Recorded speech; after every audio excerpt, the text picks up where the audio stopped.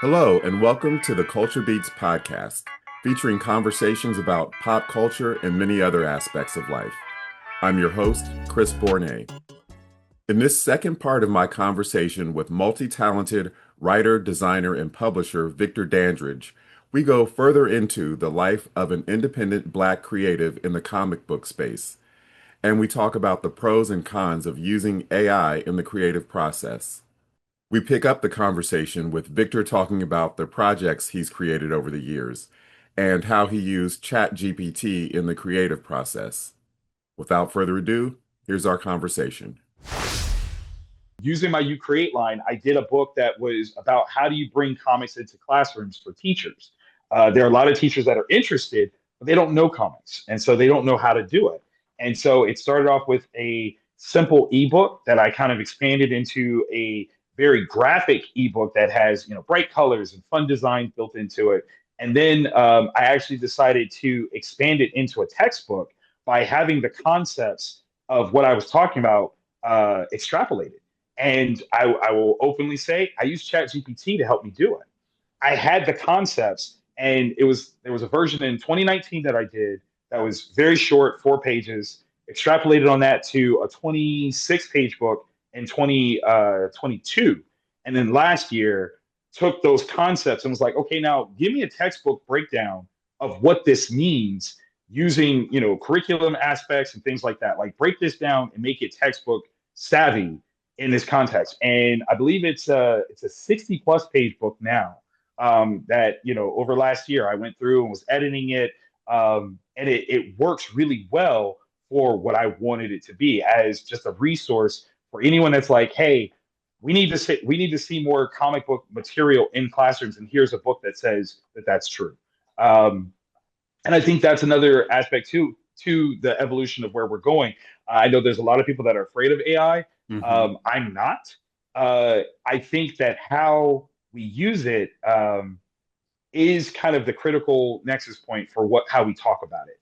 Yes, I used it in the creation of a book, and I know there's a lot of people that are like, well, then you didn't really write it. I have no problems with that sentiment. Me writing it is not as important as me getting across the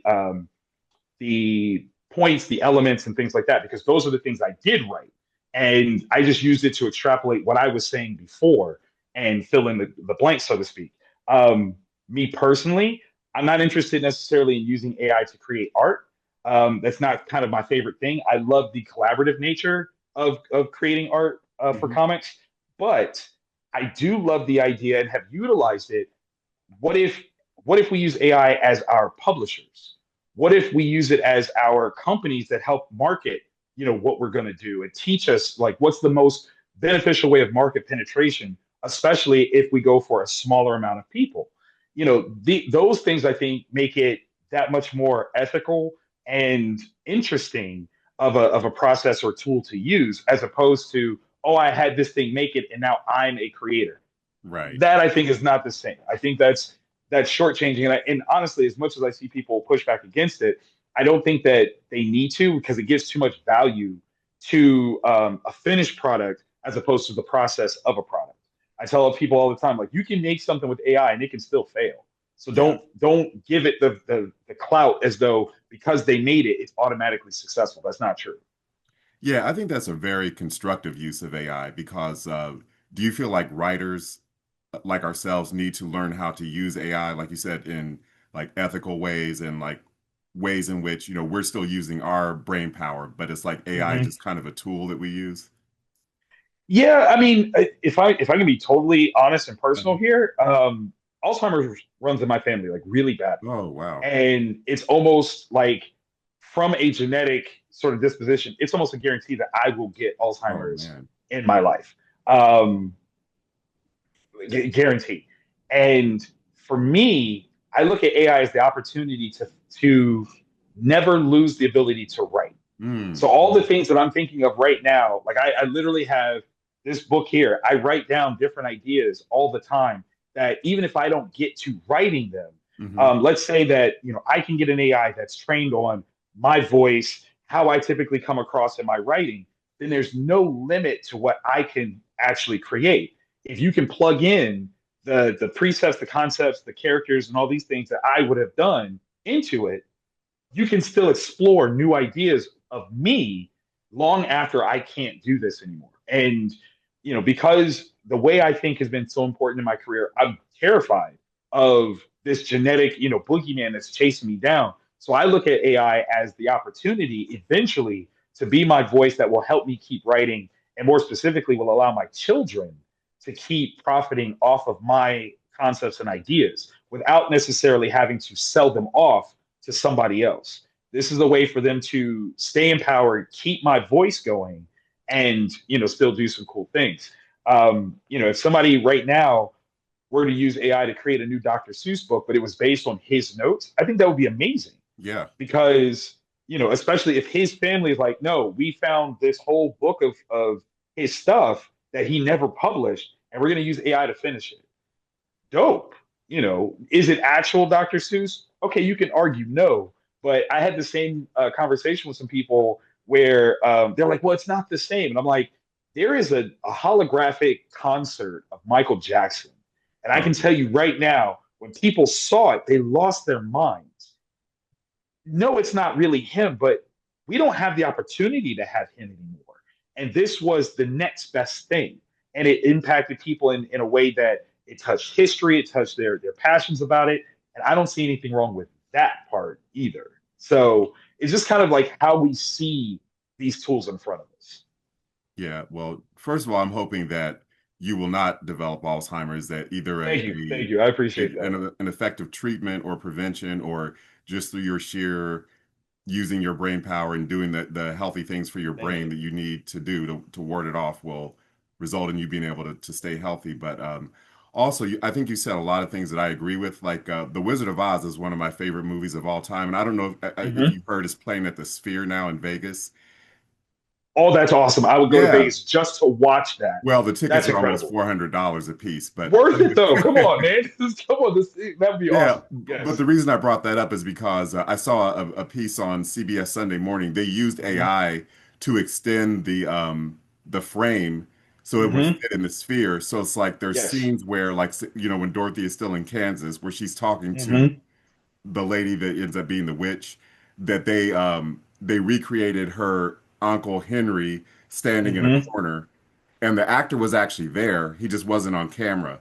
Right. So they just kind of took, like, footage that wasn't used in the movie and kind of Hmm. recreated it. And they also used AI to, like, use the old analog, the word is escaping me, analog footage, and convert it to, Hmm. like, it's something like 18K or some kind of Oh, ridiculous wow. resolution, Okay. so it can play in that big sphere without being, pixelated and blurry. Yeah. So there are purists who will say you shouldn't mess with a classic like that, but I have no problem with using AI to enhance existing art or convert it to a new format like that. Yes. Because that's a different experience, Yeah, yeah, And more than anything, I think there's something beautiful about creating a new experience in a way that the original creators could not have fathomed because yeah. it wasn't possible for them.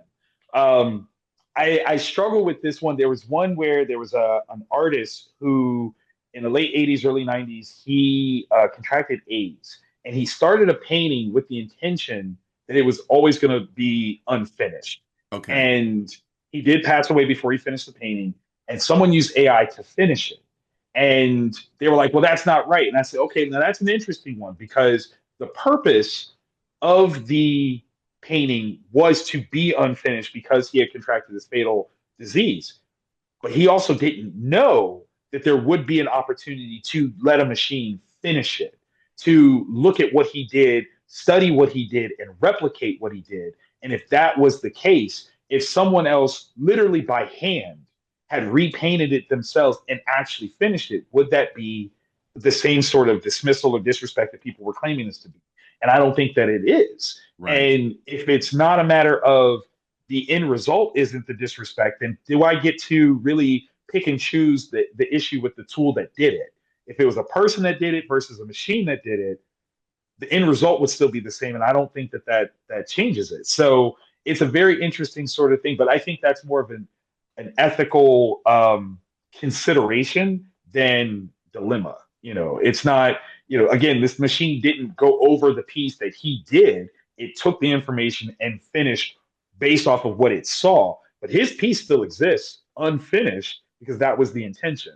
But why can't we explore what it would have been like if it had been finished? There's something to that. It's a maybe if you put a part two, a junior, I don't know, but there's something where I like what this tool can be for us creatively if we're using it in a very honest sort of way. Yeah, yeah, and like you said, like, so what's the difference between hiring an intern to write a month's worth of social media posts for me to promote my book or movie or whatever, and using AI to Exactly. do it? What Yeah, is the difference? yeah, And that's and in either instance, I didn't write them myself, so yeah, exactly, exactly. yeah. The one issue I have with AI though is I think Hmm. we should use it and it shouldn't use us. And the reason why I bring that up is because I have the Microsoft, everybody uses Microsoft Of Word or course. write in or whatever. But one day I noticed that Copilot had embedded itself in Word. So it was like summarizing everything I wrote and there wasn't an option to turn it off. And I like Googled, Wow. I Googled several different ways that came up on like YouTube tutorials to turn off Hmm. Copilot while you're writing, and it wouldn't work.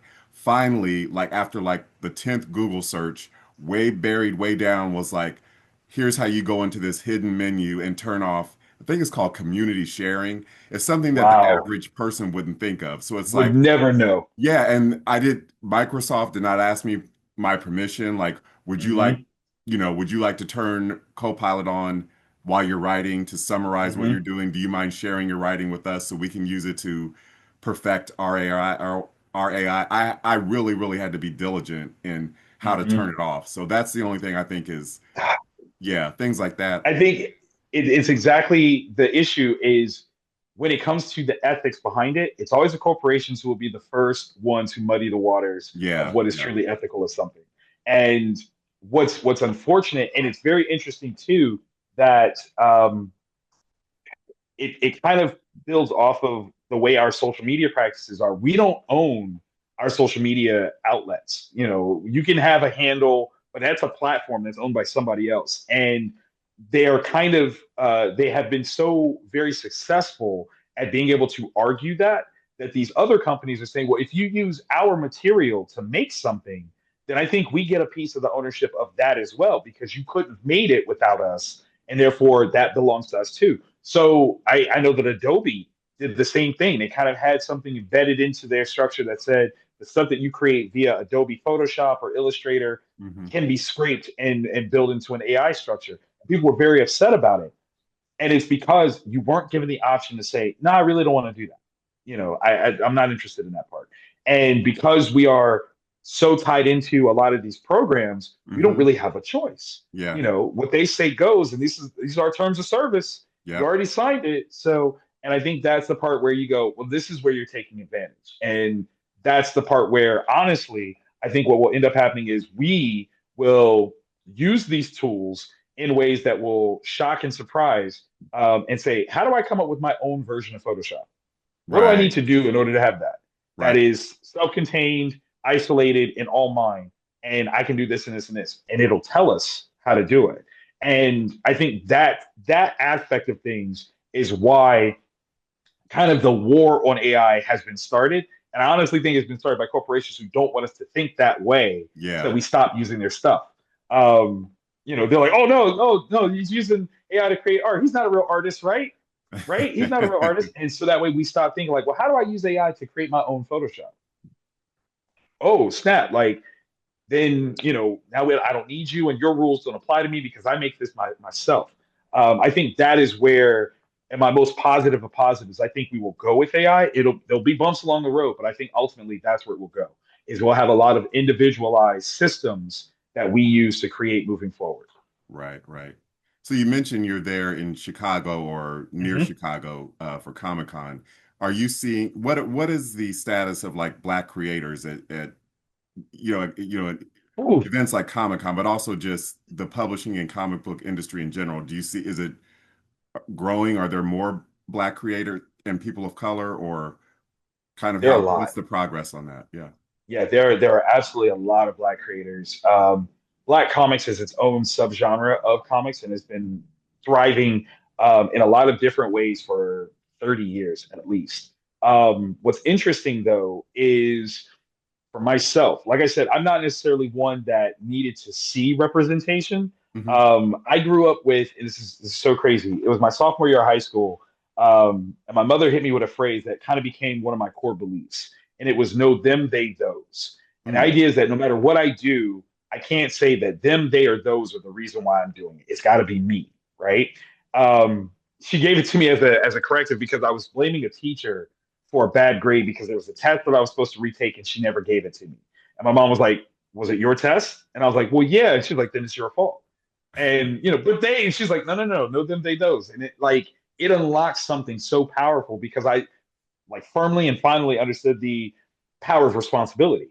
And in that, I am an anomaly when it comes to Black comics because I don't look for Blackness in traditional senses. Hmm. I don't necessarily need Black characters to have a Black relatable experience, and that puts me at a very different perspective than a lot of Black creators because they do a very very structured and very specific pro-Black voice, which I Hmm. don't dismiss. I don't say that it's not good or that they shouldn't do it. It's just not what I'm looking for. It's not what I create.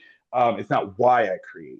And because of that, like there are certain Black comic spaces that I'm not as familiar with because what I chose to do is rather than go into Black comic spaces is to be in more mainstream styled spaces. Hmm. Um, and kind of part of that was what I didn't want to do was be the best Black comic creator in the room. I didn't want any caveats. I didn't want any conditions to how I was considered in the business. I wanted to walk into the room and somebody goes, "Hey, that's one of the best creators, period. Black guy, doesn't matter, independent, doesn't matter. He's one of the best, that one, him." And because of that, it has given me, kind of a longer form entrance to Black comic spaces. I am very much aware of them, but I'm Hmm. not necessarily invited to them because I don't speak with that voice. Um, I am more inclined to try to find Blackness in obscure places. Okay. And to that end, like just to give an example, like I remember having a conversation with a lady, this is years and years ago, where she said that she didn't let her son read comics because there was nothing that they could offer her Black son. And I'm like, that's not true. And I'm going through things like the X-Men is about marginalized people on all Hmm. levels, whether Hmm. that's racially, sexual orientation, like any and everything that you can think of. The X-Men are an allegory for it. And ultimately, she tried to say, well, what about Batman? Like, what can that rich white dude teach me about, being Black? And I'm like, Batman is a survivor of gun violence of family members. You Wow. don't think that Really? that speaks to Black people? Right. Right. And she was like, "Oh, I never considered it that way." And I'm like, right, because you were just looking at him as a rich white dude. But break it down to the human level. This kid watched his family get gunned down, and he now has to live with that trauma. Tell me that doesn't speak to Black folks, in all kinds of places. And again, like how many people would openly say like Batman is a Black character? Like nobody would say that. They would be like, "No, you're crazy," until I explain it, and then they go, "Oh, I didn't. Wow, the way you just kind of." So that's kind of been more of my idea.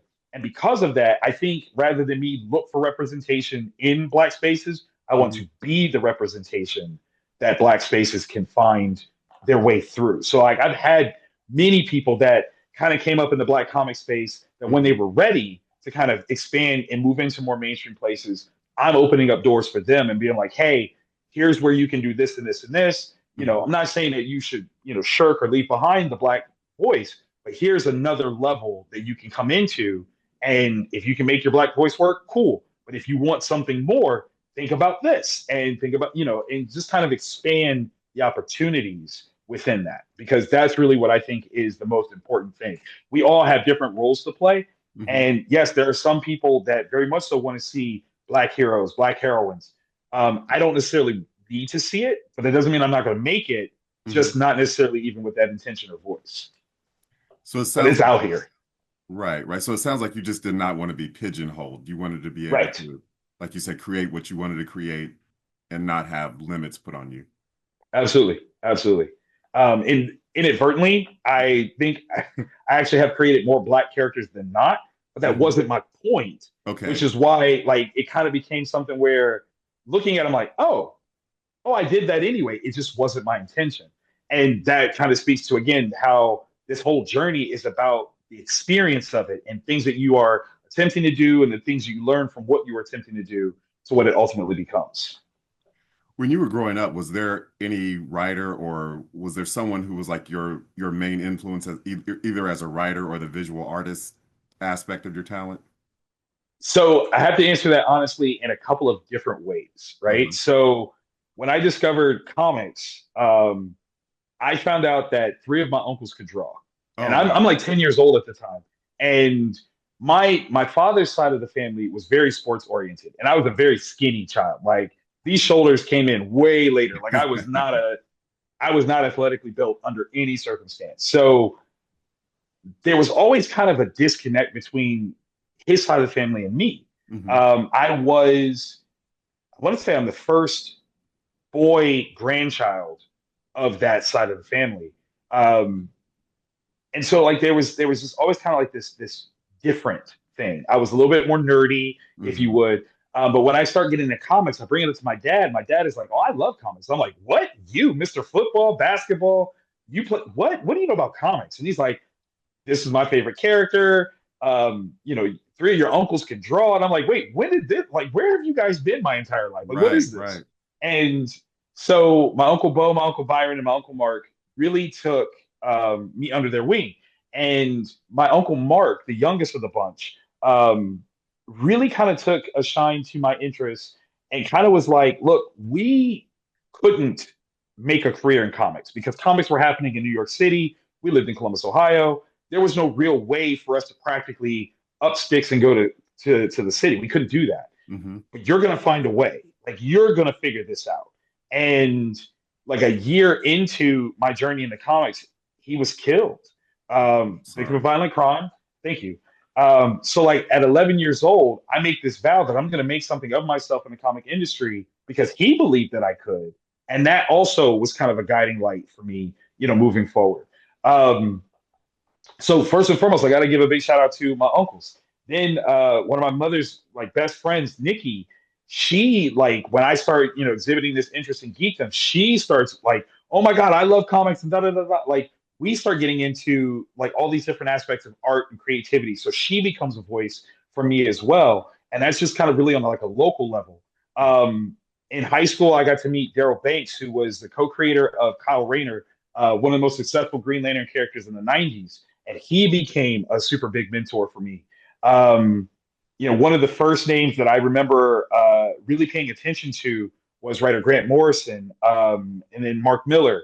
And then as I got like a little bit more uh, kind of educated on comics, Frank Miller was a big name that I suddenly became aware of, and his work on Daredevil and Batman: The Dark Knight Returns and the book Ronin and Sin City, like all these different things that he had his hands in, I suddenly became aware of. And as a wonderful sort of like circle back, I just had a panel with him last weekend in Boston, and apparently in my sort of adoration of him, he now understands and accepts and embraces that he has a very positive legacy in the comic book medium that he didn't think he was actually going to have. But hearing me talk about this black kid from Columbus, Ohio, talking about how his work has impacted me, he's like, maybe I have done something more than what I thought. And, again, that's just a beautiful sort of, opportunity. But yeah, those are some of the first like true folks that I looked up to. I know you said you don't necessarily look for black representation, but Mm-hmm. when like Blade, at least the movie version of Blade took off Mm-hmm. in the 90s, and then, Black Panther just became this phenomenon a few Absolutely. years ago. Did that sort of, did you see validation in that, or did you kind of, or take any kind of inspiration from that? Not so much with Blade. Okay. Blade was one that so and it's funny because in terms of popular parlance, there are so many people that did not realize that Blade was based on a comic book till later. Okay. Like Okay. and if you look at Blade now, right? If you watch the first movie, the first credits, they actually acknowledge like the hairdresser before they state that he's a Marvel Comics character. Like that's how low on the totem pole being a comic character was. They didn't Wow. even acknowledge that before saying who did the hair and makeup. Like it was you people didn't know. They had no Yeah. idea. Now, juxtapose that, which people came out, they thought it was awesome. They loved Wesley Snipes. It was like the height of his career. It was a great action movie that happened to have a vampire, hunter kind of thing in it. Hmm. Black Panther was a cultural phenomenon. And it was beautiful to see. It was beautiful to be a part of, even tangentially. Like Hmm. the reason why that was so important was because Black Panther was the movie that was done to shut audiences up. There were people that were clamoring for Black Panther. They wanted a black, centric lead movie, and the powers that be finally said, "Okay, well, we'll give you this one. Hmm. Okay, here, we'll do it, and then we're done." It was never supposed to be as successful as it was, and the way that you can really tell that is if you just watch Black Panther and in the scope of the greater MCU Infinity Saga, you could take Black Panther out. There's nothing that actually happens in the scope of that movie that is referenced through any other aspect of the MCU Infinity Saga. Like Right. none of it. The closest that you get is Bucky being at the tail end in the after credit scene, and we find out that he's been healed from his Winter Soldier protocols. That's it. Anything else all happens self-contained within that story. And what you really like when you dig into it, you realize that it actually made more money domestically here in the States than Infinity War did. Wow. We showed up for that movie. Like this movie was not supposed to be the blockbuster breakout hit that it became. We made it that. Right. And again, just looking at the structure, the storyline was not supposed to tie into the big picture like it did. But because we came out with our dollars and was like, we were here for this, they built a bigger platform for Black Panther. That's how we got the sequel. That's how he became a bigger piece of the puzzle. And unfortunately, with Chadwick Boseman passing, Yeah. that kind of derailed a lot of stuff for them. But that was one where it gave huge validation to what Black audiences could actually accomplish because there was the thing that they said we couldn't do. Right. And you talked about like how at one point being a story being based on a comic book was almost looked down on, but it seems Mm-hmm. like it's like the opposite now. Like I know a lot of very high profile black writers like Roxane Gay. There was a Mm-hmm. novelist, Eric Jerome Dickey, who has since passed away, and I Mm-hmm. believe, if I'm not mistaken, Ta-Nehisi Coates have written Yes, for Marvel or DC, and that's like a absolutely. mark of prestige. So when did being associated with comics go from, lowbrow or looked down on Mm-hmm. to like that's the most prestigious thing you can do now? In a weird sort of way is when the proliferation of the movies started coming out and Okay. the value of the movies suddenly gave value to the comics.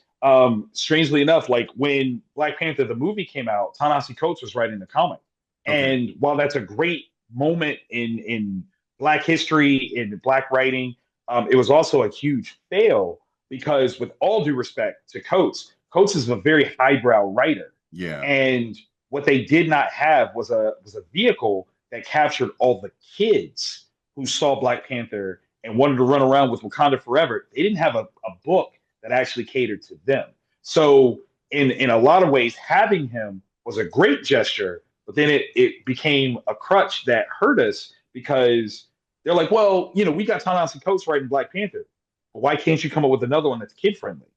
Because Right. that's not the way he writes. And we're not going to expect him to write down to children. But Right. you've got so many kids clearly that are interested in this title, and you have nothing on their level that's current right now.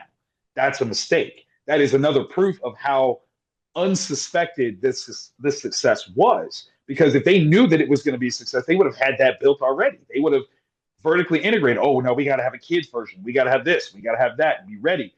It was not supposed to be the success that it was. That's sad. That's really a missed opportunity.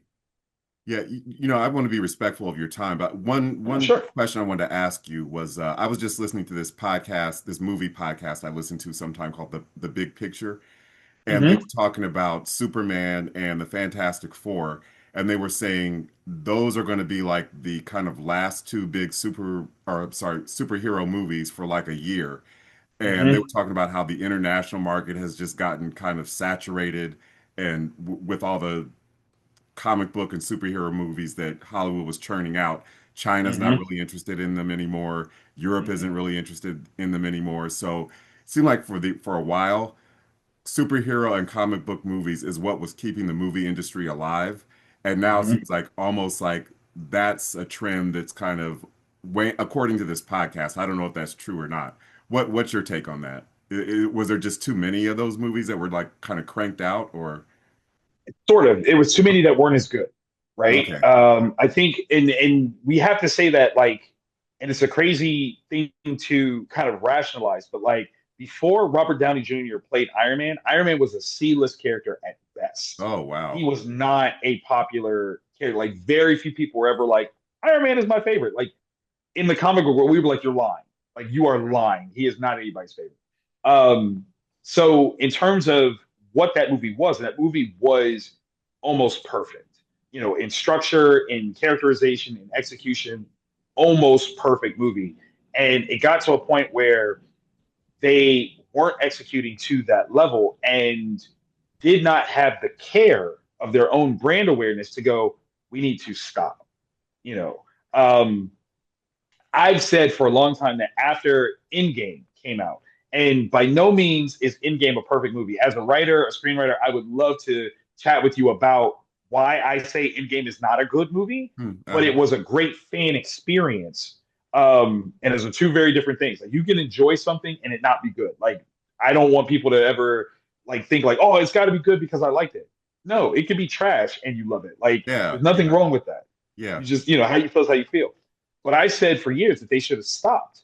Stop making movies. Go on a hiatus. Don't do anything for a couple years and let the success of the Infinity Saga just live. And what I didn't even realize was it's been done before. The original Star Wars, the first trilogy, they stopped for almost 20 years Oh before they yeah. made another Star Wars anything. Yeah. And Star Wars was lauded and applauded and idolized as one of the greatest ventures to ever occur. And part of it is because they stopped. They told the story they were going to tell and then said, and we're done for now. Maybe it was because technology didn't allow for the graphics or whatever, but Right. they put it down. They said, we're not gonna rush it, we're not gonna push it, we're not gonna bleed it out, we're just gonna stop. And if the MCU had done so, I think things would have been better overall because the MCU was the leader. Marvel Studios was the little studio that could. It came out, it did the great thing. Warner Brothers did not do a great job of capturing what its marketplace could have been, because they were trying to compete in a place they didn't have any business. Hmm. Um, as I've said before, you got to figure out who Iron Man is. You got to find out who the Hulk is, the X-Men are, the Avengers, and all that. We're practically born knowing who Superman and Batman are. Like, Right. it's part of pop culture in such a way, like, you just know them. So start younger. Like, you didn't have to start, where we're doing a big Zack Snyder, piece. Like, we didn't have to do that. That's not what those characters are. They're different. I don't want to say better. They're different. Hmm. So right now, I think what we are really looking at is we have a fatigue of bad movies, Okay. and all you need is a really good movie to come out to change that. Do I think Superman or Fantastic Four were that good? No, they weren't. I enjoyed them. Did I see places and spaces where they could have been better? 1,000,000%. And part of what I think needs to happen now is those up and coming creatives that have been fans of this for the last almost 20 years need to not put themselves in those rooms. They need to create rooms of their very own and release material in their own spaces. Recognize the places that we have to go that are different, that are unique, that are wide open for us. There's so many people that are trying to get a Netflix deal. They're overlooking Hmm. Tubi. Hmm. Why? Hmm. Tubi Yeah. is just as viable. As we just saw, government funding for PBS is shut down. So what happens if you get a bunch of creators that start feeding their content through PBS Yeah. to build their audience? They're going to be hungry for it. Maybe they're not going to pay you the millions and trillions of dollars that you really want, but you're going to build your audience. And if you just get 1,000 people, like I said, that are willing to spend $100 on you every year, that's a six-figure life. That is not bad. Yeah. So, again, I think if we if we have this new wave of creators that are open to the idea of what defining their own success can be, we're going to see a major change, and it's not going to be reliant on those huge markets, though we will still find ways to tap into those. There'll be really like small niche markets that will be successful, and it'll be kind of like the 80s were, where there were so many movies that came out in the 80s that we couldn't have seen all of them. Yeah. But how many movies did you see at like the video rental store that Hmm. you walked by a million times and never picked up? But those movies existed. Somebody made those, and Yep. some of them have sequels. So I think that's what we need to get back to. Yeah, I agree with you because, like, I think Star Wars is a perfect example because even the original trilogy, it wasn't like boom, boom, boom, but it was like you had to Right. wait a couple Three years between years. each one. 3 years in Yeah, between each one. Yeah, yeah, it's and huge. then yeah, then with all the content, the Star Wars content with the Hulu show or Disney Plus Hmm. shows, and the it just was like it was just oversaturation in my opinion. Yes. Yeah, we have a deluge. And some of it's really good. Some of it has a different voice, which is cool. But if there is no necessity to wait, Yeah, then you don't build up the anticipation. Like I said with Black Panther, part of the reason why we showed up so hard for that is because we had to wait so long to get it. yep, yep, absolutely. Yeah. So is there anything that you want the Kickstarter, you mentioned the Kickstarter campaign. Is there Yes, anything else that yes. you would like people to know about? Please just look up Vantage In-House Productions. I'm looking at creating a huge movement of entertainment. I actually just started mapping out some crazy concepts of things. You know, I'm gonna tell you because I know there's so many people that are like, I'm afraid someone's gonna steal my idea. I like to think about speaking it into existence. I want to be my own version of a Walt Disney. So I've created all these different characters. What my next major venture, and this is going to be a while away, my next major venture is to essentially create a superhero themed version of Chuck E. Cheese. So it'll Wow. be a recreational facility that has games, activities, activations, all those things that are superhero oriented based off of my products that will be fun and engagement for family fun. That is going to be my ultimate place that I go with that. Um, it's different. You know, a lot of people are like, oh, I want a movie. No, I want a facility that will bring kids joy and just let them have fun no matter what age of kid you are. You can be 60 years old. I want you to come in and feel like a little kid again and create a place and space that does just that. So that is going to be the thing that I'm building for. And the more people that know about my work, my books, the projects that I'm doing, the faster and closer I'll get to that goal. So, yes, check out Vantage In House. Check out You Create Comics. That's the letter U, CRE, the number 8comics.com. If you're interested in making comics, we have not only workshops, we actually made products that walk you through making your own comics from start to finish. We want you creating things as much as we are creating things. Yeah, that facility sounds like a great idea. I mean, Thank you. Thank you. yeah. Yeah, I was I just saw your face. You got excited, like, oh, I would go there. Like, yeah, yeah, that's what I want right there. because I was actually just at a big bounce house for my niece's fifth birthday. And yeah, if it would have been something The one in fun. Polaris? No, the one it's called I forget the name of it, but it's in Pickerington. Oh, okay. Okay. I was just at one yesterday up in Polaris. So I Oh, was that's like, oh funny. my God, That's were we in the funny. same spot? Yeah, yeah, small world. And Yeah. yeah, again, I Awesome. really appreciate your time. Thank you, Chris. I appreciate you having me on, man. This is awesome. If you like this video, please leave a comment, share it, and subscribe to my channel.